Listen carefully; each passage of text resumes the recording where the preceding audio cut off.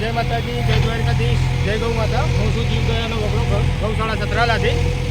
અમે આજે બધા મિત્રો હળીમળીને લગભગ બધા જ મિત્રો અહીંયા 16 થી 17 જણ છે, પણ અલગ અલગ જગ્યાએ કામ કરી રહ્યા છે. અહીંયા સાફ સફાઈના કામ માટે ઘણું બધું અહીંયા ભેગું થયેલું હતું. એટલા માટે ચોમાસાની ઋતુથી ગાયોને મચ્છર કરતા હતા, એટલે જીસીબી લાવી અને સરખું કરાવીએ છીએ.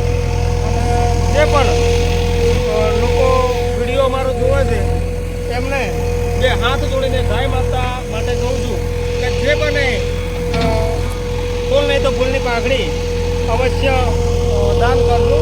અહીંયા ટોટલ જીવોની અમે સેવા કરીએ છીએ.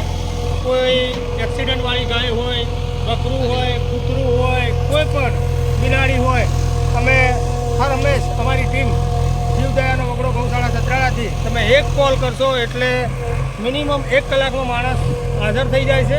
ગમે ત્યારે એની ટાઈમ કોલ કરો, રાત હોય, દિવસ હોય, તડકો હોય, છાંયડો હોય, વરસાદ હોય, ઠંડી હોય કે ગરમી હોય. પહેલાં તો અમારા એવા ખાસ મિત્ર સંજુભા, ગમે ત્યારે કોલ કરો એટલે સંજુભા સોલંકી હાજર જ થઈ જશે તમારે. એની ટાઈમ 3 વર્ષ પૂર્ણ કર્યા છે ભાઈએ, અને બહુ સતત સેવા આપી છે. ભગવાન માતાજી અમને બહુ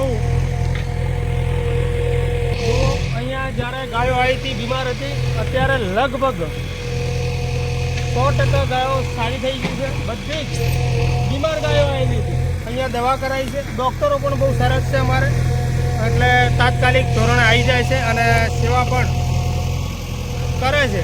અઢળક સેવા આપી રહ્યા છે. એટલે મિત્રો, જે પણ યોગદાન તમારે આપવું હોય તો અમારો નંબર આપેલો છે. એ નંબર ઉપર QR કોડ પણ છે, એના ઉપર અવશ્ય દાન કરો. કારણ કે મિત્રો, આપણે ગુટખા ખાતા હોઈએ છીએ, ઘણું બધું વ્યસન હોય છે, એમાં આપણે રૂપિયા વાપરતા હોઈએ છીએ.